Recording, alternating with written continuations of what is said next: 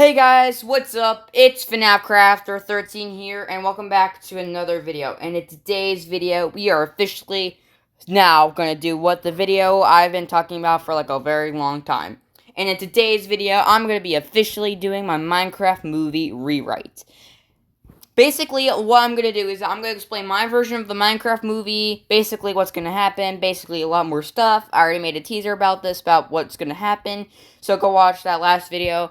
Anyway, guys, I really don't have anything else to say besides maybe grab some popcorn, maybe grab some food, grab some snacks, grab whatever you like, food, drinks, whatever.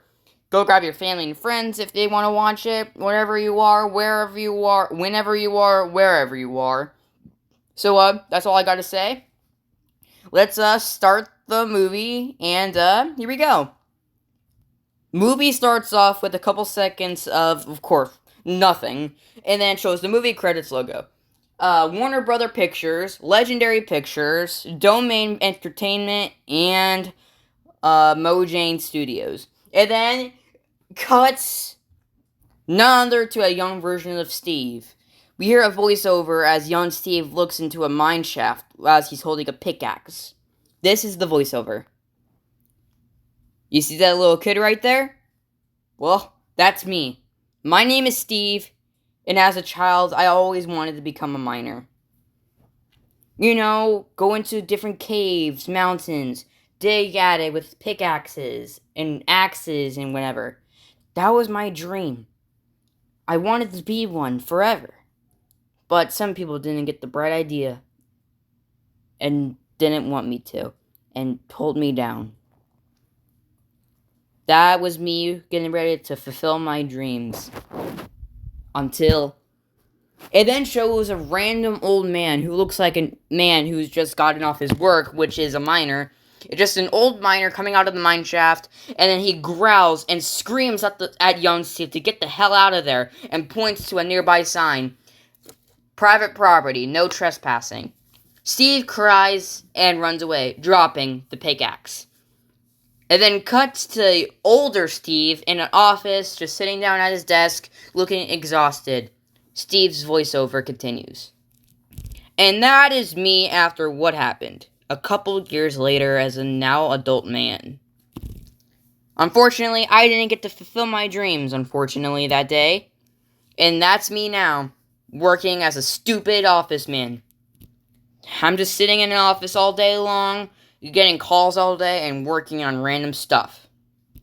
We then Steve go over to his cafeteria lunchroom and get some food. But then it's just like the original movie where he then plays with it and turns it into a random mine shaft and remembers his dream. It's been a long time. So then it cuts to him returning to the mine shaft, and he looks around. No one's there. That old man is probably long gone, so he looks around and in a hint of nostalgia, finds the pickaxe he dropped 15 years ago. So he grabs it, gets his equipment from his little car, and goes into the mine shaft, all fulfilling his dream. He mines all day and all night long, until one day he discovers something really, really cool. A blue cube, which is a blue orb. Meanwhile, Steve's voiceover is telling us that he managed to fulfill his dream and discover these strange things. Steve pulls out the orb and finds another thing, a whole crystal thing that's covered in standard galactic alphabet. He puts them two together and boom! A mysterious blue portal appears right in front of him. And Steve walks through it, but we don't see what's on the other side. But we do hear Steve's shocked words as he realizes where he's gone. Well, he doesn't realize where he's gone to, but he's shocked of where he's landed. He says, "What the block?" Darkness. Cut. A Minecraft movie is shown in blocky forms in a bright blue sky. The bright blue sky turns to a country road where an old van, well, not really an old van, but a van driving down the road with a little, I forgot what they're called, but with a moving van. Inside that van is 13-year-old Henry with his 23-year-old sister Natalie. They're both siblings who are officially moving to a brand new town in Idaho, away from their old home. They're talking, and Natalie's saying, like, I'm really glad that we're doing a fresh start. I'm glad that we're moving to a town in Idaho. It was always Mom's dream to live here. Henry just doodles in his notebook crazy inventions because he is an invention at 13.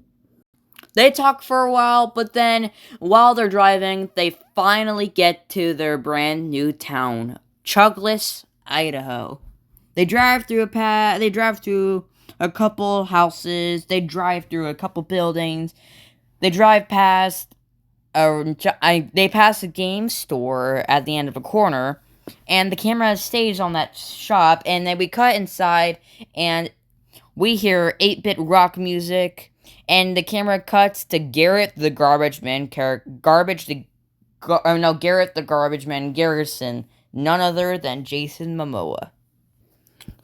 At a nearby TV, which is an old one, we hear a reporter from 1989 talking about young Garrett, how he was a champion of the year 1989. He played video games, won a video game championship, became the video gamer of the year, won a ginormous trophy that he still keeps, and also got a cool deal with Sizzlers.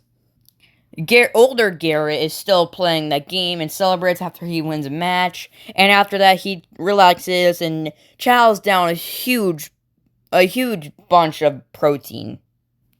The bell rings and a mailman appears and tosses Garrett a mail slot. And Garrett opens it, and it's none other than an eviction notice. Garrett is obviously saddened. Garrett gets in his car, and while he drives through the city, we hear a voiceover from his friend Daryl telling him that there was a storage unit in town and that it has a bunch of cool stuff. And Garrett doesn't want to do it, but he has to. He's gonna have to take something from there so he can profit it in and keep his restaurant, and probably not his restaurant, to keep his shop and might even his home. So he gets to the storage unit and goes through a bunch of storage units. He doesn't find anything good, but eventually finds none other than one sale. A house that had been renovated. That house was none other than 149 Holly Oak Drive, which is Steve's house in the movie. So Garrett searches through this entire sale, finds nothing, and is absolutely sad, knowing that he's not going to be able to find anything to profit in. Until he finds one thing, none other than an orb and crystal. Garrett takes it, thinking it's a video game artifact, and goes back to his shop. We then cut back to Natalie and Dawn, who are just arrived at their brand new home. Who's the house realtor? None other than Dawn. Natalie and Dawn talk for a while. Henry goes inside this house and puts stuff inside. We go back to Dawn, who's talking with Natalie, as Dawn tells Natalie that not only is she a house realtor, she has like 10 more jobs, and some of them are animal caretakers. Dawn leaves and Natalie enters the house. They get their house ready, and Henry places a picture of him, Natalie, and their mom on his bedroom side table. It cuts to the next day as Henry gets ready for his new day at his first day of school. Natalie makes some tater tots and he heads to school.